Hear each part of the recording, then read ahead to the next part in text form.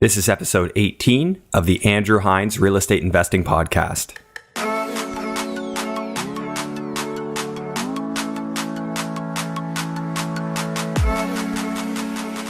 Hello and welcome to episode 18 of the Andrew Hines Real Estate Investing Podcast. Today I have Brock Rogerson on the show, and Brock is specifically interesting because he's not even 40 yet. He's already acquired 160 units, and he lives on the opposite side of the continent from the vast majority of his portfolio. So what we're going to be learning from Brock today is how you go from being a financial planner working in a bank selling stocks and bonds to being a guy that's amassed $8 to $9 million of real estate in one city alone and then has multiple other cities he's investing in as well.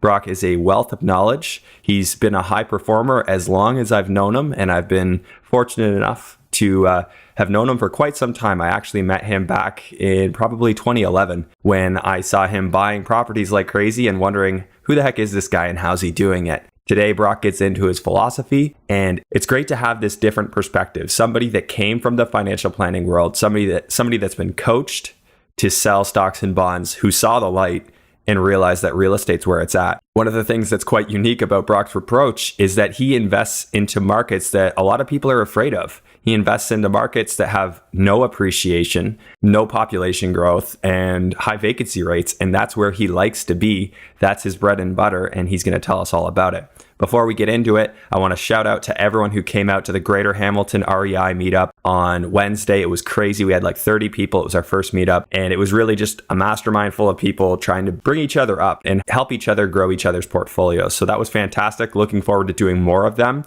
So make sure you hit me up if you want to be included on the next one and you're in the Greater Hamilton area, or you're willing to travel to that area to be a part of the meetup. Before we go any further, I'm asking a special favor, and that's to pause this right now and go review this podcast so that more people can find it. I'd really, really appreciate it no matter what platform you're on. If you could just take a moment to review the podcast and maybe share it with a friend. Share it with somebody that you think could benefit from listening to this. So without further ado, here is episode 18 with Brock Rogerson. Brock, how you doing today?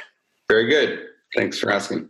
Yeah, thanks for coming on the show. I know we haven't spoken in probably a few years, a little Facebook here and there, but you were one of the guys that I met when I first got interested in real estate investing. I probably only had one property at that time. And then I was helping you out with a mortgage, and you come to me, and I don't want to disclose the number, but it was a lot of properties that you were working with. And I was just like, how the heck is this guy doing it? And well, if you wouldn't mind, maybe if you could kind of give me the update, what are you up to? How'd you get started in all of this? I know you own several units. Maybe give us some context and tell us your story. Sure, you bet. So I'll start with what I'm doing now. I'm actually living part-time in the States and still back in Calgary with my family down here in California.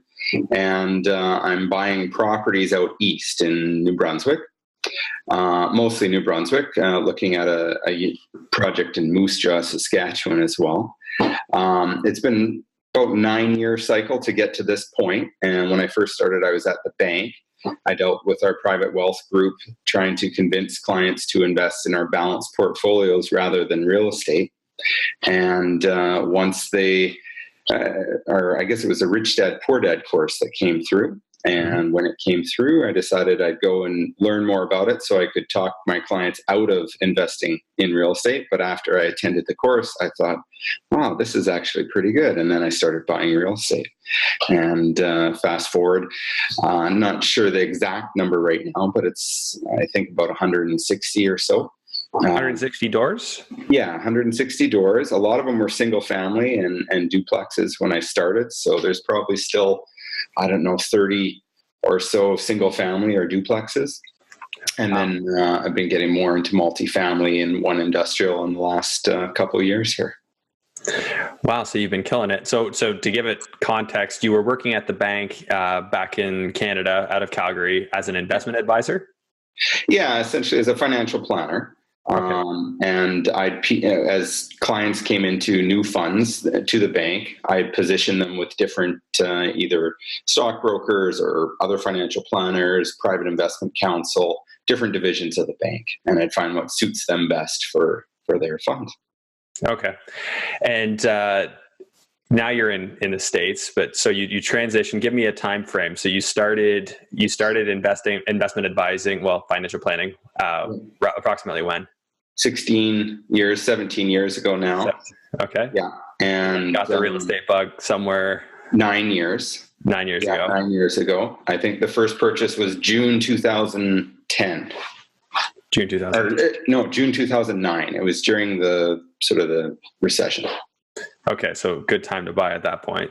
Mm-hmm. Okay, and then when did you leave your job? Officially, May 31st last year. Okay. I resigned, but we had a son, my son Bryant, and so I took a paternity leave. So I've been gone from the bank for 2 years. Okay, but officially for a few months. Yeah. How did they feel about what you were doing, being that you're obviously investing in the competition? Yeah.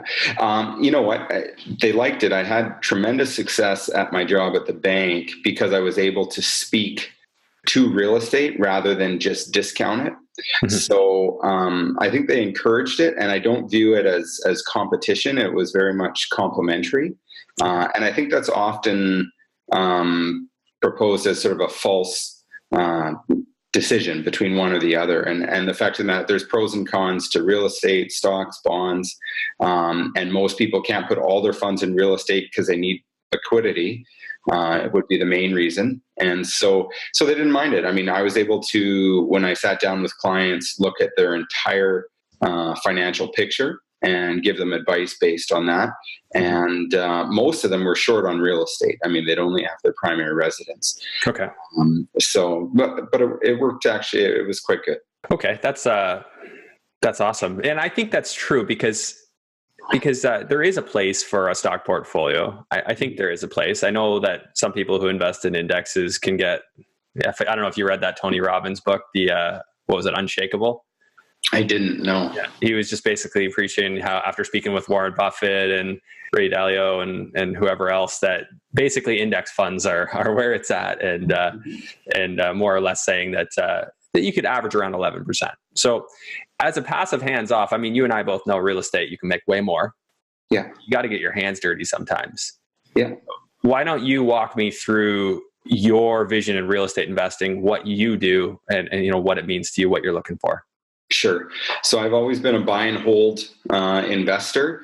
One of the reasons I did not like real estate for so many years, and I was a stock and bond and commodity person, was because in the Calgary market, the rental numbers and the income approach has not really made a ton of sense. And I felt that I could do better in stocks and commodities. So what changed when I went through the courses, and that is I realized that in other markets, the numbers are very attractive from an income approach. And the system is set up where you can use leverage and where it's much more favorable. There's no margin calls in real estate investing, okay, unless you start missing payments. But if the value of the property drops below the mortgage, they don't automatically force you to sell that day, which with a stock they would. And that, to me, allows you to leverage aggressively as long as the income is there. So my investment philosophy involves going to areas that have ridiculously strong income. And so that no matter what happens, whether it's interest rates rising or vacancy rates spiking, or renovations, or even I had a sewer backup, and I've got a property out of line for a while here, but it's still strong enough from an income approach that the portfolio can handle the income. And as long as that's the case, I'm comfortable taking leverage and using the system to use other people's money, essentially. And that's the biggest difference, and that's what I try and do. Awesome. And I know you've named a couple of places. I know you were investing in, I think you had some stuff in Toronto originally, but I had, it's funny. I had 2 properties. I still have them in Mississauga, 2 condos. And when I bought them, so everything I just said about income, they had the worst numbers of any property I've ever bought. And as it turns out, they're probably one of the best because the appreciation, they're up 150% or something in the 8 years that I've owned them. So it's funny how you can do everything right, and in a good market, it probably doesn't matter. Everyone's going to make money. I'm more concerned about the down markets. And I know that when that happens, because of the rest of my portfolio, not those Toronto ones, that I can weather the storm from an income approach. I love that, because I've been telling people that too. They're like, "Oh, should I invest in Toronto?" I'm like, "Well, you have to think about it in terms of your overall portfolio. Is investing in negative cash flow ever a good idea?" I would say as a starting point, no. But if you've already got cash flow and you want to add some appreciation to your portfolio, that's a market where you can probably gain more on the property value going up than you ever would on the cash flow. Yeah, for sure. I totally agree with what you just said. I still stick to, I'm investing in stuff that I know today. I don't want to invest on any speculation tomorrow. So that would include not just appreciation, but whether it's government projects, a new hospital or a mass transit, whatever it may be, that's going through a pipeline, et cetera. I don't care. I hope that it happens, clearly. But if it doesn't, I know that the returns are strong enough from an income approach. I mean, that's really how I differentiate between what I'm looking at, is that if nothing changed, if we just stayed right where we were, is the returns enough to satisfy me? And if it is, then I'm ready to go. That's a great philosophy.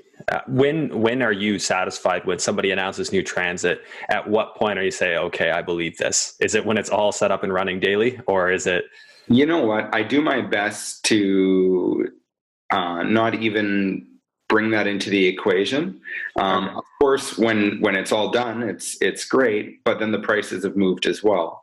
And so at varying degrees, you can get in earlier and you might have more upside, but you have more risk as well. And by the time it's all done, it's probably worked into the market. So I really just try and psychologically not bring that in as a consideration. When I'm working with partners, they tend to get excited, both excited and depressed when things happen or don't happen. And it doesn't change things. So a good example would be Energy East. For St. John. So the refinery is there, and there was talk of a second refinery, and everyone's excited, and it seemed like a no-brainer. And some of my partners got very excited, wanted to invest more. Obviously, it didn't go through, but at the end, the income is still there, so we don't care. I mean, if it did go through, that would have been like a lottery ticket. But the key is to just not bring it into to the equation and make good investment decisions without needing to rely on that appreciation, in my opinion. Absolutely. Well, I always say, like, you should have, and this is from pure me making stupid mistakes, which I could fill you in on an hour worth of those, but a plan A, B, and C, right? So your plan A is everything goes rosy, but what if that doesn't happen? What's your plan B? And if you're going into, say, Toronto or like Manhattan or San Francisco, where the numbers are insane, you're not going to cash flow. If you buy into those markets and they don't go up in value, you don't have a plan B. What are you going to do? Sell it and lose? No, that's not a good plan B. So if you can make things fit into the plan A, B, and C, like where you have 3 viable options as exit strategies if you needed, I think that generally speaking, you'll be in a safe position. Nothing's guaranteed, but definitely makes more sense. So well, first off, have you had markets where you bought and you saw your value go down? Yes, absolutely. Are you in that situation now, or is that? Well, yeah, and I'm still buying there.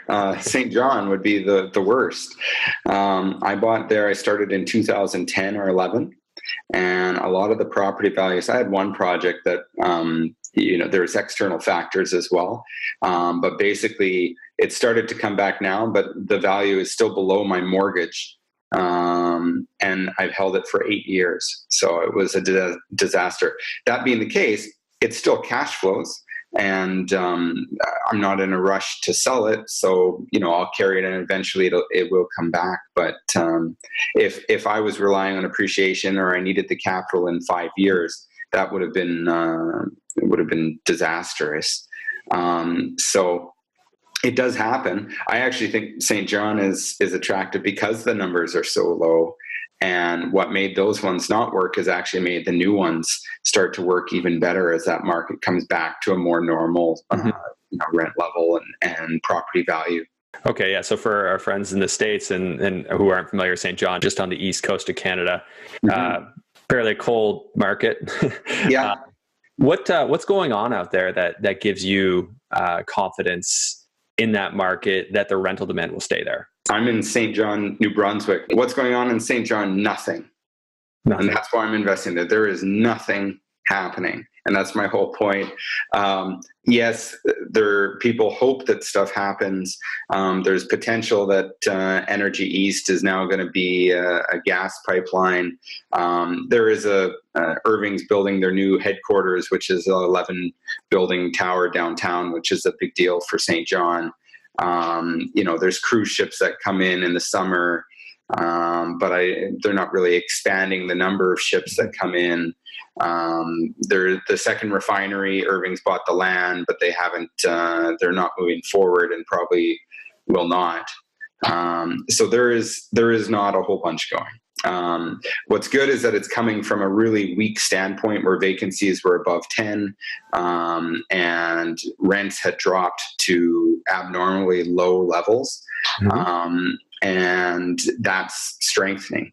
So it's more the direction than the absolute level. So one of my pet peeves is when people talk about investing in an area because the vacancy is 1%. I view that as terrible because the only direction it could go most likely would be higher. And if I'm paying up to buy those properties with a high price because the vacancy is low and the income is higher, in the future at some point, and it doesn't really matter when, but at some point the vacancy won't be 1%. And then I'm losing income. So I would rather buy a place. 2 years ago, the vacancy was 8.4, and now it's 3.7. And 3.7 isn't, the strongest, but the direction is improving, and that's kind of what matters. Now, do you ever fear that people in general might start leaving the area? Like, are you looking at population growth or shrinkage over time? I do, because everyone who invests in real estate does, but I'll give you an example why that is not as important in this situation. Okay. St. John, the population in the census up to 2016 over the last 10 years is actually flat. The last 5 years, it went down 1%, and the 5 years before that, it went up 1%. So it's nothing. People are moving, and demographics are terrible. There's too many elderly or not enough younger people. So everything that people look for, it does not have. And why that doesn't matter in this particular case is because the vacancy has gone from 8.4 to 3.7.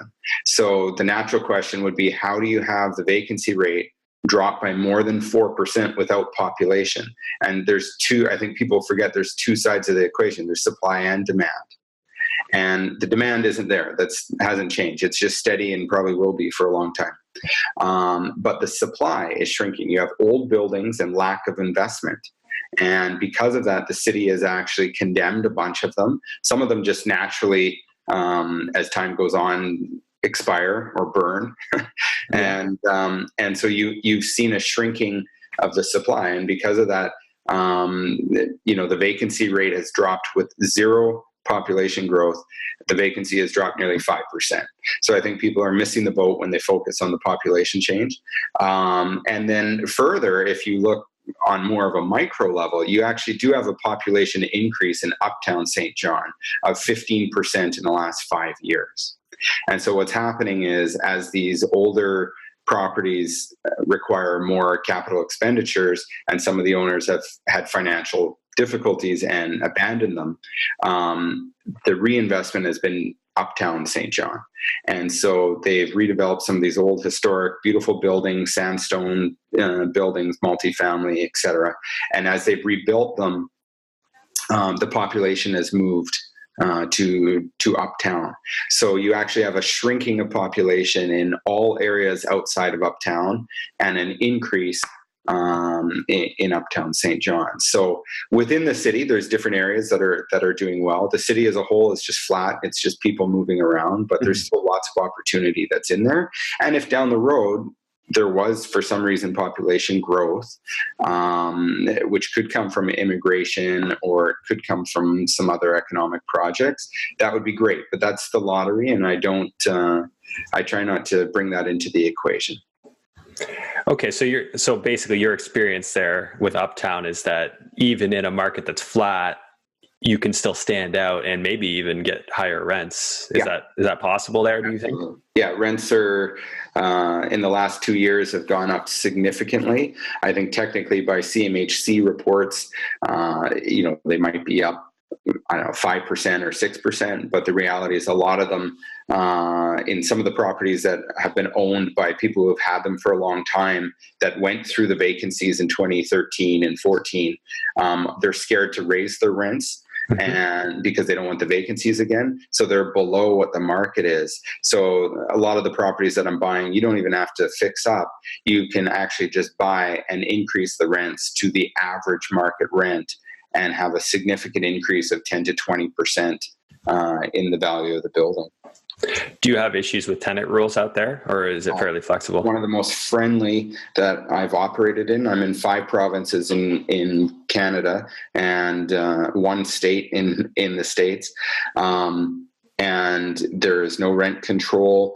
For the most part, people understand when you're raising rents. They're excited and welcoming of people who are willing to invest in their province and create jobs through whether they're construction jobs or just increasing the quality of the housing stock, because these buildings do need some work. And if no one does it, they just literally, they see it around the city, they literally just expire and are not livable. So without the investors, that quality of living and resident standards kind of deteriorates. Interesting. What kind of numbers are attractive to you when you're looking at a market in New Brunswick when you looked at St. John? Yeah. So St. John specifically. So normally I have the 1% rule. So the monthly rent should be 1% of your purchase price. But in St. John, that rule is 2%. Okay. So I typically will not look at a property unless the rent is at least 2%. The monthly rent is 2% of the purchase price. And that is achievable in St. John. In Winnipeg, I still have the 1% rule. In Moose Jaw, it's more than the 1% rule, but St. John's kind of a special place where you can still achieve extremely high rent to purchase price. So hypothetical then, 2% rule would mean that you're getting $2,000 a month on a $100,000 property. Yes, absolutely. Have you bought a $100,000 property that gave you $2,000? Oh, they're all over the place. Every day. Yeah, I bought one last Friday, so today's Tuesday. So it wasn't today, but 2 days ago, I bought a triplex for $40,000. And it needs about $30,000 of work on the inside. There is electrical, there's knob and tube that needs to be replaced, which is a third of the budget for the repairs. But all in, let's call it $75,000 for a triplex, and they'll rent for $800. It depends on utilities included or not. So call it $700 if tenants are paying utilities, and maybe $900 if you're paying. So even at $700, that's $2,100 a month, and all in, I'll be in for $75,000. So you'll be in for $75,000. What will your cash flow look like on something like that? It's about $800 a month. So $800 a month.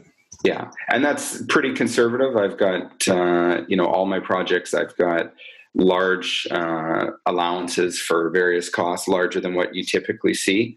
So it might be higher than that, but I'm comfortable with 800. I like that approach anyway. I'd rather be conservative than be pie in the sky and be disappointed. Found money is better than finding out you owe money. So let's just crunch some numbers, because I've never crunched St. John numbers. So 800 times 12. So we got 9,600 a year in cash flow, and then your mortgage is how much mortgage are you going to get on the 75,000? So it depends on the appraisal. So there's obviously in that particular one, there's still some variation that may happen. Anticipating approximately a 90,000 valuation when it's done, could be higher than that. So the mortgage should be around 70,000, which would get most of the funds back. So if the first mortgage I'm just actually pulling up my evaluation here for what we plan. I had the initial market value at 85 for my projection, which is, again, like I said, a little bit more on the conservative side. The mortgage would be $63,000 with a monthly payment of $300, $335 a month. Sounds so small compared to the stuff around here. Yes. Yeah. Well, and that's the other thing is when people are concerned about interest rates going up in a market like St. John, where your mortgage expense is such a small percentage of your actual total expenses for the month, you're kind of you've got a natural defense against rising interest rates. The rest of the country will feel the effects of rising interest rates before I do in St. John. Yeah, that's definitely true. So let's just crunch the number based on 70,000. Say you get 70,000, you're into the property for $5,000 after your refi. I like to just say 3% of your mortgage gets paid down every year, which is approximate, but roughly true. So 0.03. So you're getting $2,100 a year in pay down, $9,600 plus $2,100. And I'm not going to factor any appreciation because I don't think you're factoring it. So $11,700 is your annual return on something you've got $5,000 into. Yes. So percentage-wise, it's high. So percentage-wise, let's just for being dramatic here, divided by 5,000. Yeah, 234% a year. Yes. That beats what you were recommending to your clients, Brock. Come on. Yeah. Yeah. It's now the difference is though that is only placing $5,000. So where you have different, and it's obviously a very active strategy and involved in renovations, and I've got team out there and so forth. But for people that have just sold their business or a second property and they're retiring or just coming to their commuted pension value, if they have $500,000 or $1 million, it's going to be very difficult to actually install or place $1 million. So. Yeah, efficiently, that would take so much work out there. Yeah. For those people, what would you typically think would be the better strategy for somebody in that position? Well, you can still do the same thing. You just need to buy more of them. You don't need to finance them as high. They're typically 9 to 10 cap. So without the debt, you're placing more funds and you're still getting a solid return. And there's larger buildings as well. So closed on one in December for $3.5 million. And that one, there were some environmental issues that the financing was a lower loan to value until we have that rectified. So, that one we did end up placing $1.5 million.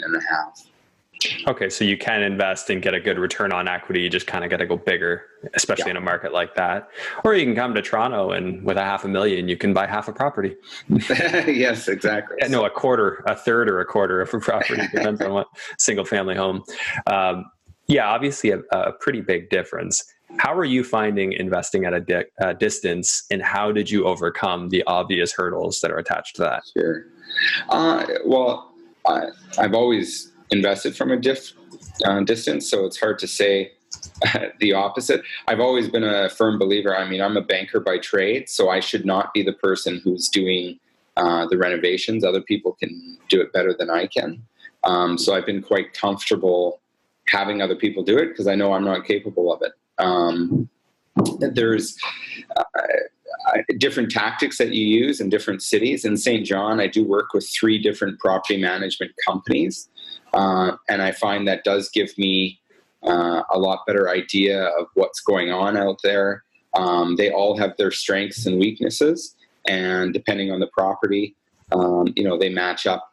And I just try and pick a property that matches their skill set.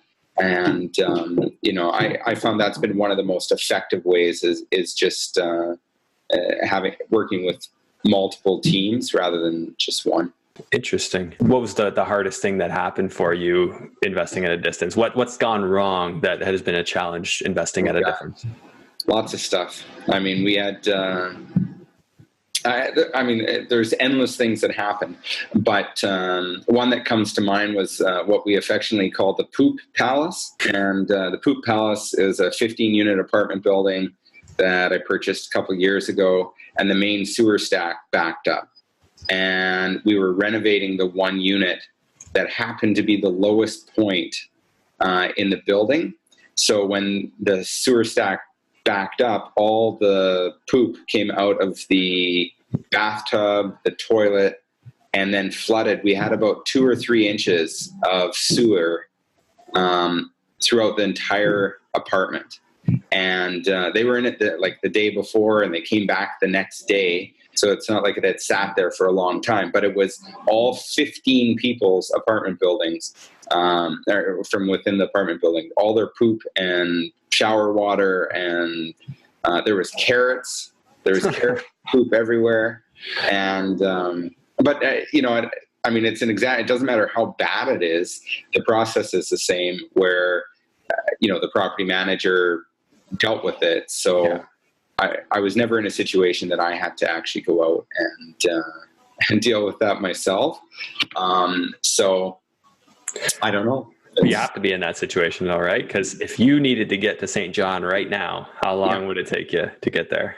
Well, I am literally in the southern part of California, so it is the furthest point on the continent that I could go to. Yeah. So it'd be about a 5-hour flight to Toronto and then 2 hours from there. So it'd be 7 hours plus connections. So I wouldn't be there for a day. But I sort of feel like it's the wrong question, because if something really bad was happening, I would not be helping things by being there. Correct. I can deal with it with the phone and Google and talking to all the people I've worked with for the last 9 years. And I can be more effective and faster at getting a hold of the people that need to be there to deal with it. And so I really think it's the wrong thing to be thinking that if something goes wrong, you're going to go out there, unless your skill trade is you're a carpenter, or electrician, or a plumber, or, some sort of construction background. But for everyone else, you'll just get in the way. And I think you have no business being out there. Yeah, absolutely. I mean, I'm not skilled trade by trade. So I didn't come from any of that. I have done some of the work myself, but I, like you, don't think that that's my best place. And if you're an investor, be an investor. Don't be a worker. You can do some people flip a house or do it on their home, and I'm all for that. I think that can be a great way to add value and save tax and all that. But when it comes to doing this as a business, like you said, you can't rely on yourself. How often are you going out there just to scope out deals and what have you? It depends whether I'm acquiring new properties or not. Mm-hmm. But if I'm acquiring new properties, it's as often as necessary. It could be every couple of months, but on a normal basis, it's probably twice a year. So every 6 months, I'm heading out there. But you're obviously buying properties more than that, so you have people looking at them for you. Absolutely, I've got the teams in place. I mentioned I have the 3 property management companies, and they do the bulk of the work. They're probably the most important partners as far as what the rent would be.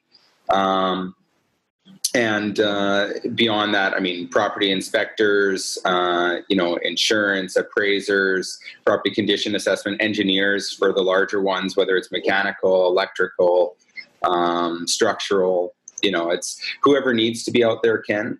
But after you've used them once or twice and used a couple different ones to compare, which one's better. And you build a bit of a relationship so they can tell you what you want to know, and not a problem to do all of that over the phone. That's great. Yeah, I've actually bought a few properties. I don't know the exact number without having seen them. I've firmed up on them without having seen them. One of them I didn't get into until 2 months after I owned it. And I know you've probably got way better stories than that, but it pays to have people you can trust. Yeah. Representing your interests. And that's not something that happens overnight. Yeah. I can tell you, especially back when I was buying in Winnipeg, because that was the first market that I started at. And when I was buying in Winnipeg, I'd go in and look at a property, but I'm not trained, especially structurally. And so you have a lot of shifting with the clay and the freezing and so forth. So you have structural cracks in the foundation and whether they're horizontal or vertical. And I didn't know what I was looking at. So I could have been staring straight at a problem and not knowing what it is. I actually think it's more dangerous if you go and look at a property and think that for some reason you've now decided that it's okay. Compared to having, I had, structural property inspection completed. I had city bylaw officers actually come out to take a look to make sure everything's fine. They know far more than any individual knows. And you looking at the property yourself is misleading, misguided, and I think leads to mistakes. And I understand the emotional draw to want to be involved and pretend that you're doing something. But it's not the most effective use of your time. Interesting point. Now, you're obviously set up very well in New Brunswick. Do you see yourself just staying put, or are you looking for a new market?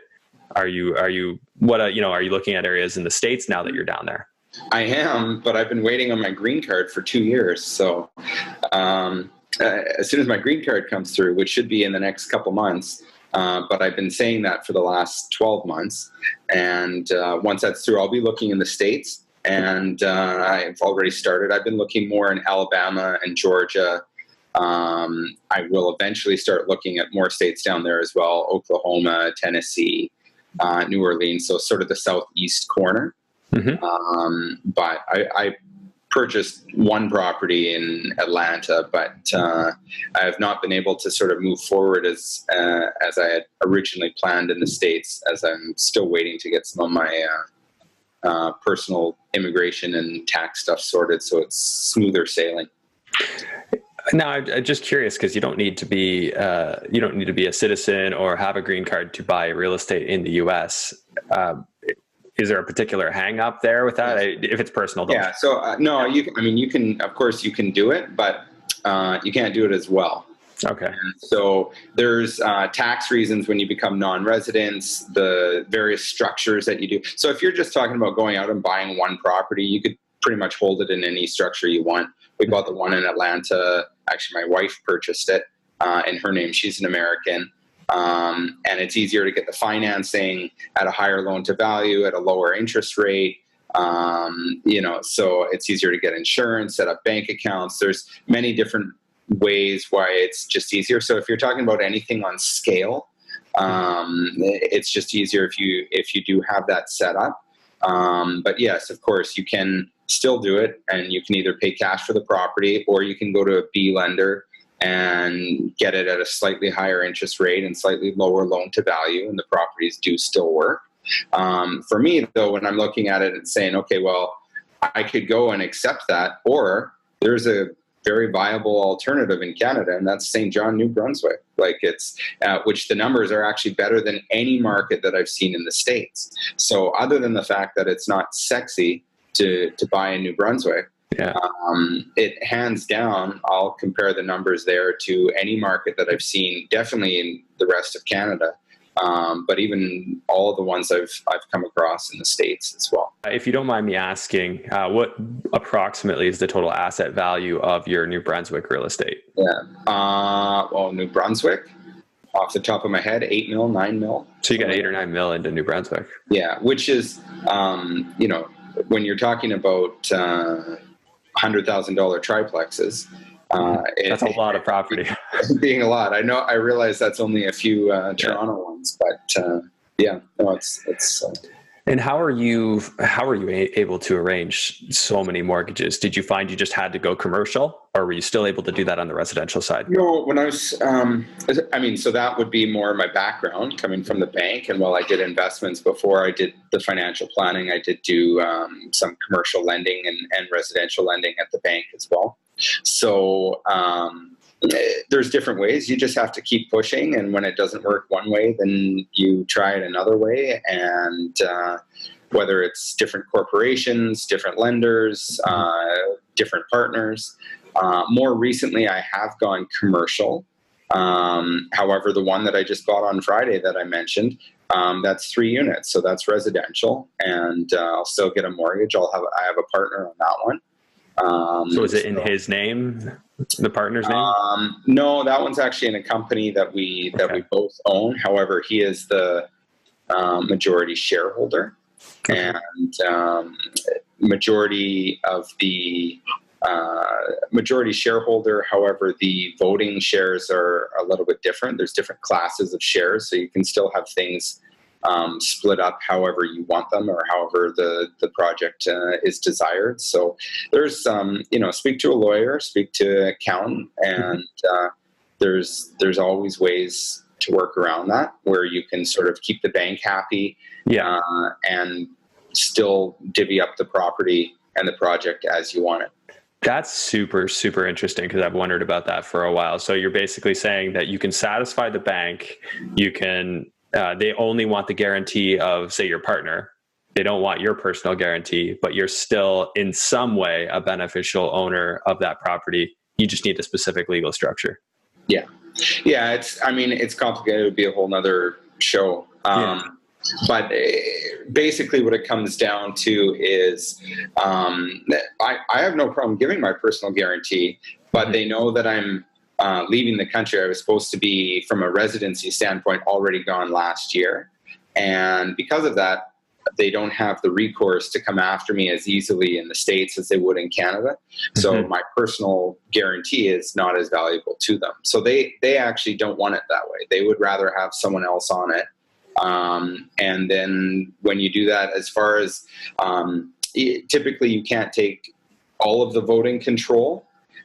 So often you end up having 3 people involved, so that it isn't a 50-50 tie and you have no way for resolution complaint or to resolve any disagreements that you may have. Okay. But yeah, there's always a way. And you can keep everyone happy. The bank for the lending and the partner for their ownership and involvement, and the taxman as well. So this is just topical because I've had quite a few American friends say, "Oh, it must be different for you in Canada. It must be easier." And I laugh because I'm like, well, if you haven't checked, it is very regulated in Canada. Mm-hmm. From your standpoint, now that you've been down there a bit, I know your wife's American. Do you think there are options, and I know you're banking on it, obviously, literally, that for an American to get countless mortgages residentially? Yes. The short answer is there's always options. It would be more difficult for an American to get the terms. So it'd be the reverse situation that I have going into the States. Their loan to value would not be as high, or they'd have to go to a B lender. It can be done, or they just partner up. I mean, technically, I'm a U.S. resident. I'm still, so again, you'd have to hold it in a corporation. Talking for investing, an American investing in Canada. In Canada, yeah. What about an American investing in America? I'm just trying to get a context, because I've had people say that they couldn't do what I've been able to do in building up a portfolio of properties, and certainly not what you've been able to do in getting so many. No, that's crazy. You actually, so there's a few things. One, the residential mortgages, they are further ahead technology-wise, so the banks communicate more. They're definitely, they check everything. I think when we were purchasing the property in Atlanta, my wife had like a $700 deposit from, I think it was like an insurance refund or something like that. And even though there was more than enough funds for the down payment, those $700 were not remotely required. They still, because it was a deposit in the last 3 months, they needed to verify where that was from. And there's a whole bunch of quirks that are there. So I would say things are difficult to get a traditional mortgage in the States for residential rental properties. However, their B lenders and their private equity and the other options that they have are like 10, 20 times more plentiful than in Canada. And especially I'm in New Brunswick and Manitoba, and private lending is not that easy because the markets are small. In the States, you can find money everywhere. Like it doesn't matter what market you're looking at. If you have a decent business case, there's a group out of Irving, California, that I've been speaking with that is more than happy to invest in Alabama and Georgia, because the numbers are there, and the numbers that they have to invest is more than I could ever use myself for those states. So they would be coming in as equity partners with you? No, they're coming in as debt. Oh, coming in as debt. They're coming in debt. And so, but I'll tell you what, if you wanted them to come in as equity, you could find the equity. Like, there's just so many more people and so much more options. It might not be structured the same, and that's where it's kind of different, like apples to apples. It's hard to answer that question, but you have, dozens more options here than you would in Canada. Yeah, more options. That was kind of my take on it. I didn't realize that on the micro scale, it actually is pretty tough. I've heard it. I just didn't know the whole nuts and bolts to it. I had a friend who bought like 10 properties in Phoenix back when it was way down. And then he did what was basically a portfolio loan commercially on the whole thing, got a good interest rate, and then bought 4 more and did the same thing again. So that's a great way to do it. Yeah, so that's one strategy. If you do what you're proposing, what kind of rates do you figure you're going to get, versus a bank rate? Well, okay, so if you do use the B lender, you're looking for buy and hold, it's 5 to 6%. And typically those are 5 to 10 year terms. One of the things I like about the States is their 30-year mortgage, because you don't have interest rate risk, right? Once you've got it, you've got your interest rate for a 30-year term, and it's 3.5 to 4% if you're with what in Canada we call a Charter A bank.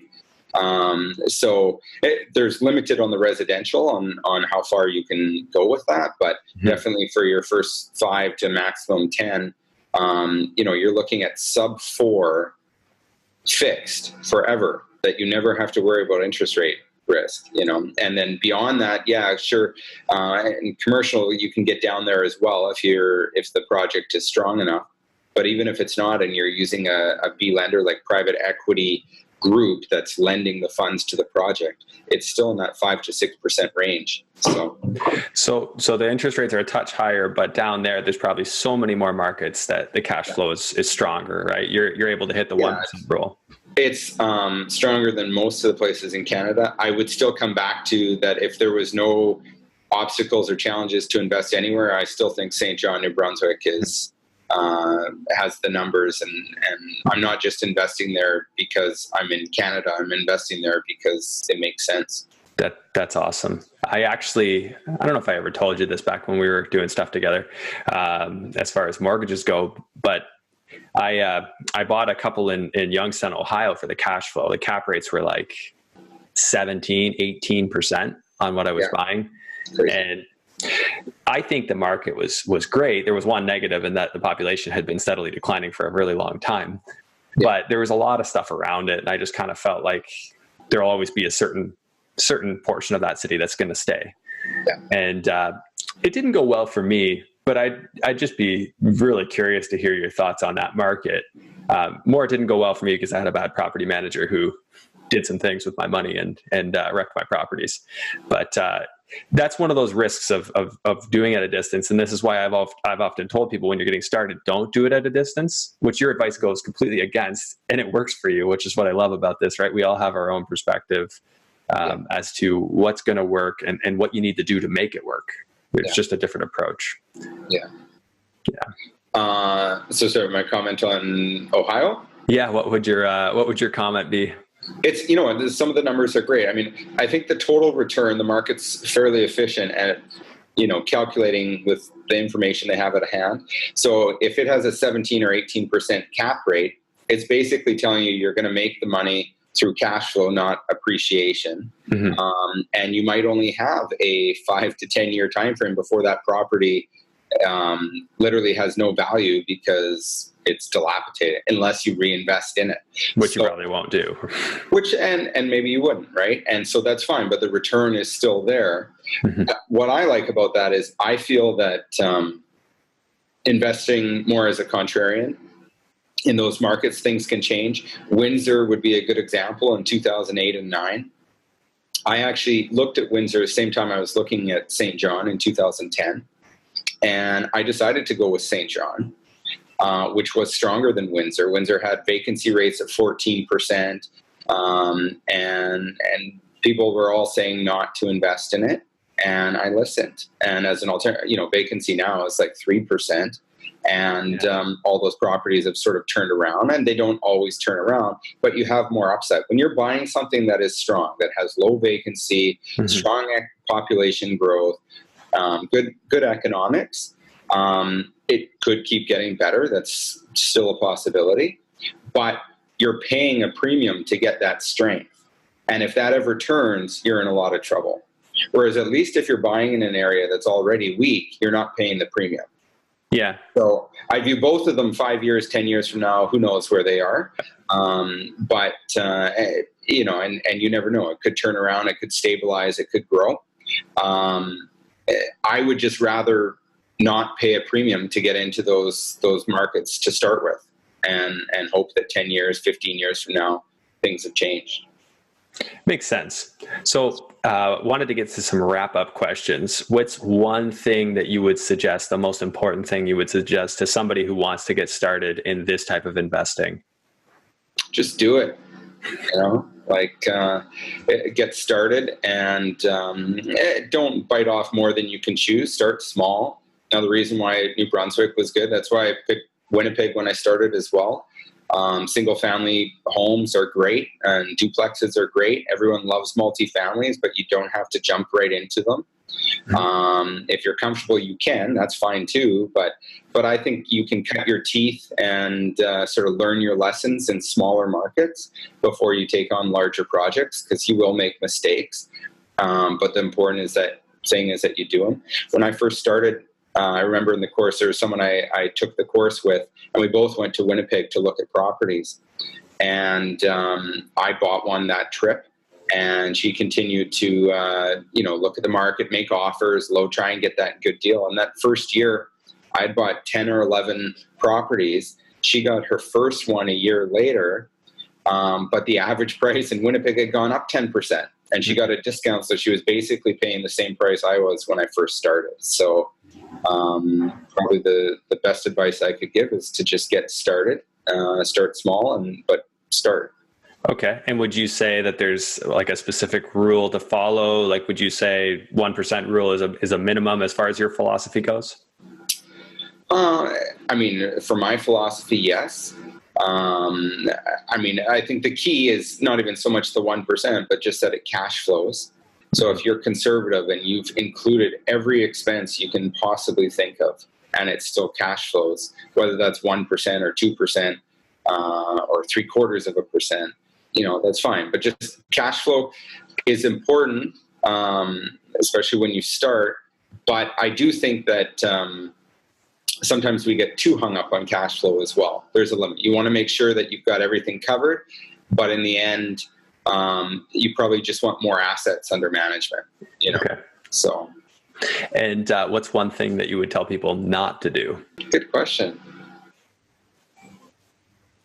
I'm just thinking of some of the mistakes that I've made over time, but it would be tough to say not to do them because I don't feel they were apparent when I started. And so maybe one thing not to do is to live and die just by your numbers and your analysis. Examples, those Mississauga properties were the best properties that I bought, and they did not cash flow when I bought them. Other properties that have had tremendous cash flow when I bought them have had problems that I could not predict.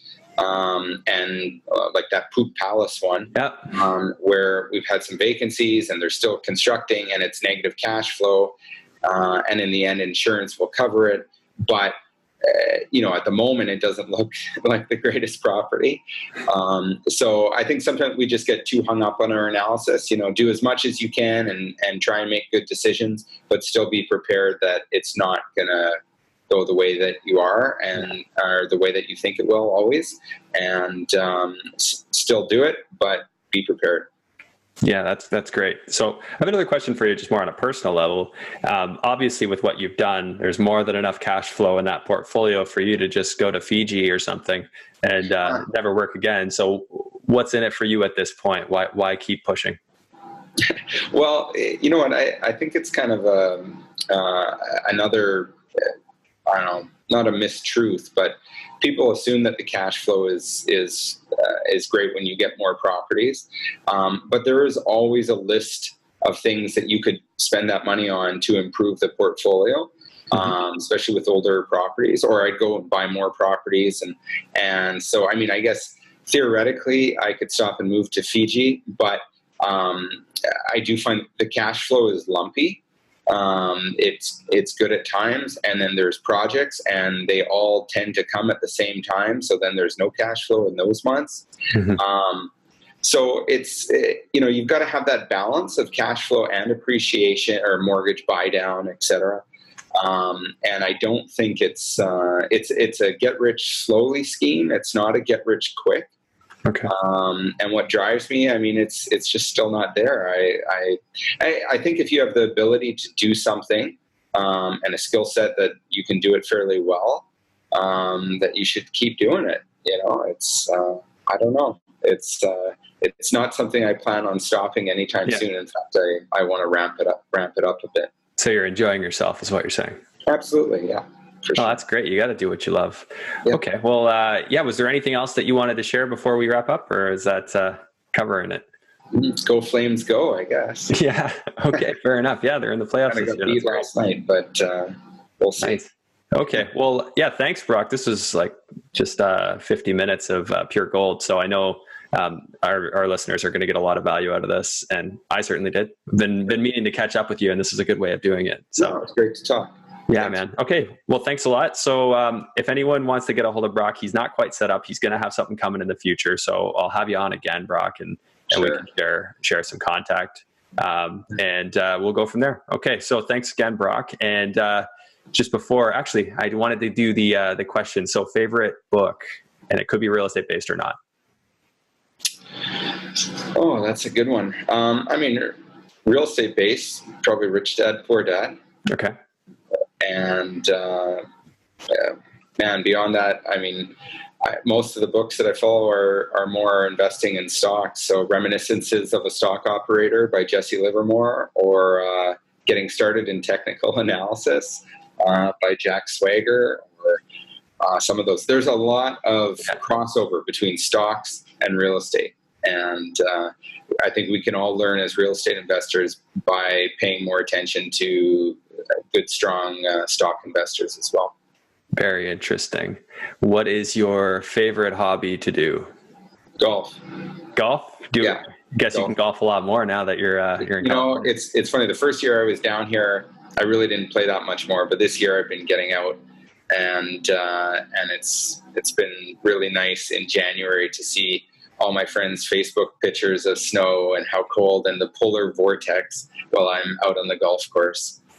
Yeah, a little jealous right now. It's not so nice here right now. A little rainy. Yeah, and I don't know what rain is down here. You don't get much of it. That's one of the interesting things about California. If somebody threw up on the sidewalk 3 weeks ago, it's still there. Yeah, that's probably true. Yeah, you gotta get a little street washer. Oh, and I had one more for you. Oh, yeah, one thing that most people don't know about you. I don't know. I'm left-handed. Left-handed. There you go. Okay. Well, that's great. Okay, yeah, I like to do those just because they get you kind of thinking outside the box a little bit, share some things people don't know. So anyways, okay, thanks a lot, Brock. Really appreciate it, and we'll have to connect again soon. Great. Thanks. Talk to you soon. Just a quick wrap up. Obviously, that was an amazing episode with Brock.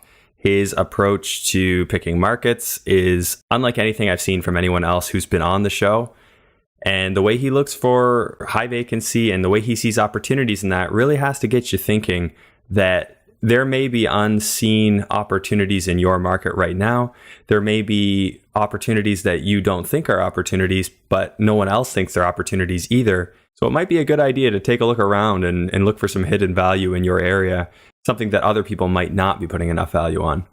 Once again, please share this podcast with somebody else who can benefit from it. If you haven't already, please take a moment to review it. And if you want to get in touch with me, you can reach me at the Andrew Hines, and Hines is spelled Hines. and that's on either Facebook or Instagram. You can reach me on either platform. Best way to get in touch. And thank you very much for listening. I'll see you guys on the next one.